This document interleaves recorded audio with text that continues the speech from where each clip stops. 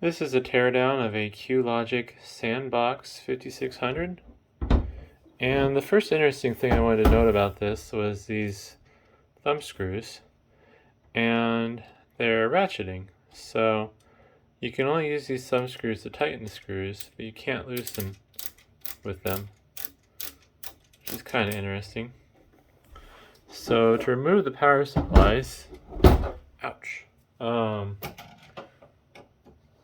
you have to use a screwdriver to loosen the screws.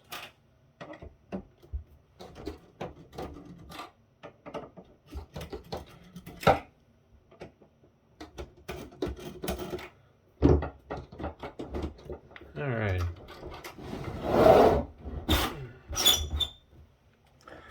And the power supplies have the cooling fans for the unit built in as well.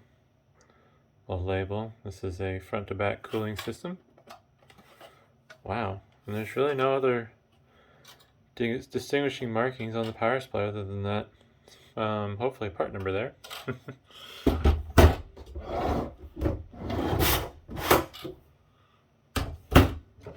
And it has this really bizarre rack here set up where it's just a metal bar held in with two screws. And the screws don't even like hold it flush against the unit, because as you can see it's bent and warped.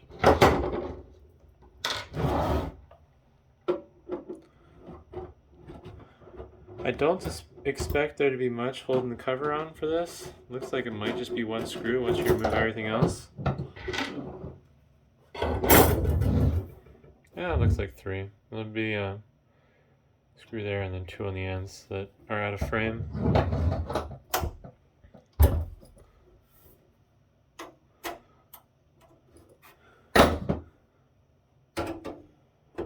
And I'm just gonna take these out off frame because this is nice and long.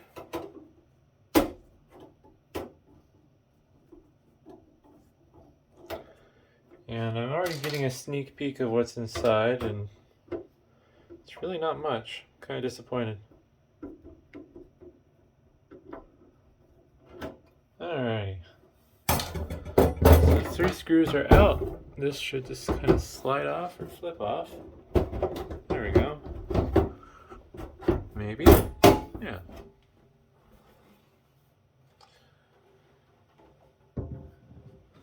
Wow, that's really quite disappointing on the inside. Not sure why these are bent. That's weird. Unless they're supposed to be bent, but there's nothing hooked up to them, so. Got a little power delivery board. This manages the redundant power supplies, apparently. And got the main PCB. Let's see here. I might need to go grab some side cutters to cut some zip ties. We'll find out.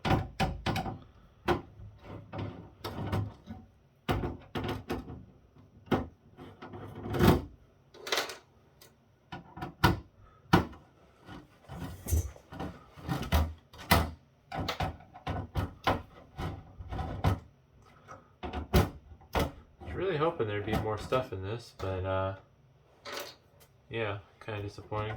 So got some washers that didn't stay attached to their screws.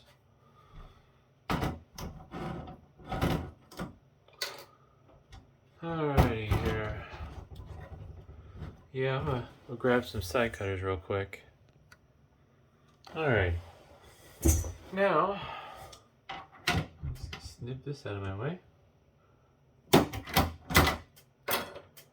And I think this one here. And maybe this one. There we go. Alrighty.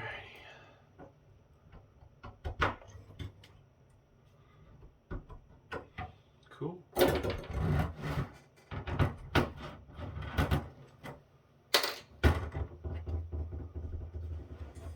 So this is the I guess power delivery board that manages the redundant power supplies. Not too much to see there. don't know if maybe these are some voltage regulation boards, maybe.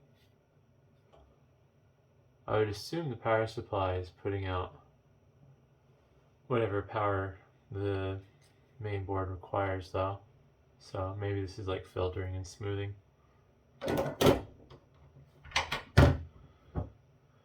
I'm just disappointed in the PCB on this. I was hoping that the weight was more circuit board than power supply and housing.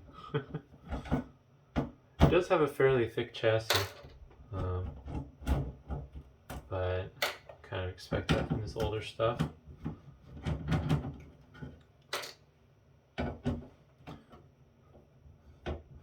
Didn't really feel like looking too much into this because it's just worthless, but I believe this is 4 gigabit fiber channel. This might be tricky. Oh, there we go. And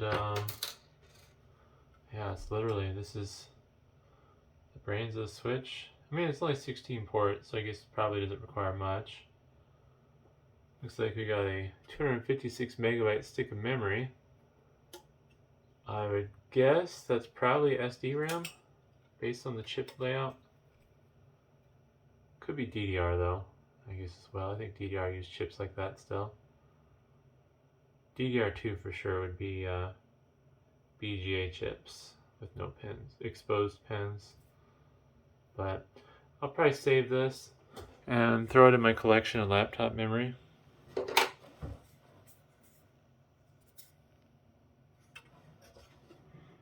So there's some of the controller chips. If I can get the camera to focus, there we go. Nice and sharp. Just a little dusty. So that's probably the boot flash. Micron.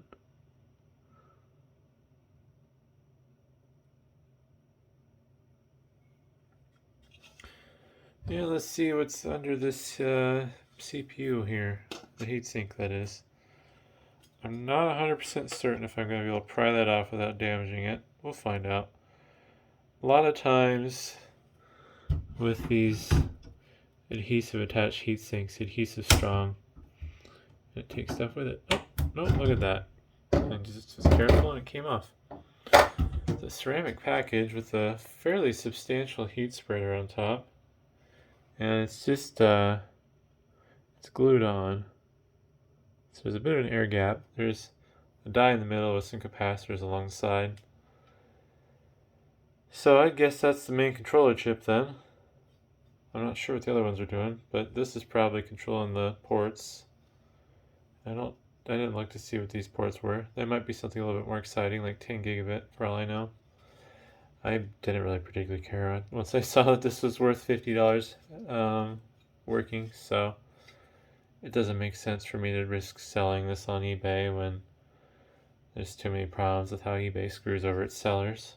But yeah, otherwise, not much to see in this, unfortunately. I was hoping for a little bit more exciting of a teardown, but thanks for watching.